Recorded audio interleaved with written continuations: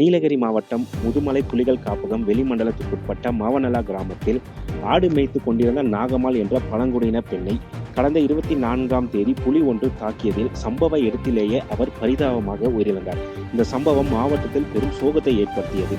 இதனைத் தொடர்ந்து அப்பகுதியில் வனத்துறையினர் தானியங்கி கேமராக்கள் பொருத்தியும் கூண்டு அமைத்தும் 40க்கும் மேற்பட்ட குழுவினர் தீவிரமாக கண்காணிப்பு பணியில் ஈடுபட்டு வந்தனர். மேலும் அப்பகுதியில் பள்ளி மாணவியர்களை வனத்துறையினர் தங்களது வாகனம் மூலம் பள்ளிக்கு அழைத்து சென்றும் பாதுகாப்பாக வீடுகளில் இறக்கிவிட்டும் வந்தனர்.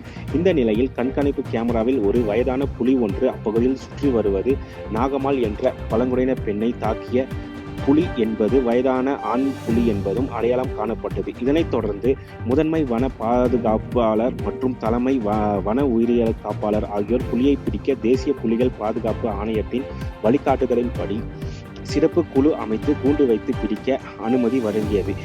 இந்த நிலையில் வனத்துறையினர் 29 இடங்களில் தானியங்கி கேமராக்கள் பொருத்தியும் ட்ரோன் கேமராக்கள் மூலமாகவும் 4 இடங்களில் கூண்டு வைத்தும் தீவிரமாக கண்காணித்து வந்தனர்.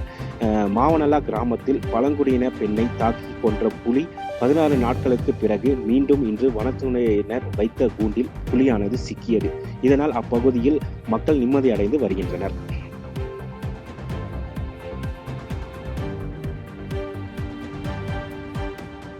செய்திகளை உடனுக்குடன் தெரிந்து கொள்ள கீழ்கண்ட கேபிள் மற்றும் டிடிஎச் நெட்வொர்க்குகளில் எம்நாடு செய்தி தொலைக்காட்சியை காணுங்கள்.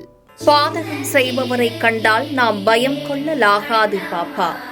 மோதி மிதித்துவிடு பாப்பா, அவர் முகத்தில் உமிழ்ந்துவிடு பாப்பா. அண்மை செய்திகளை உடனுக்குடன் தெரிந்து கொள்ள இணைந்திருங்கள் எம்நாடு தொலைக்காட்சியுடன்.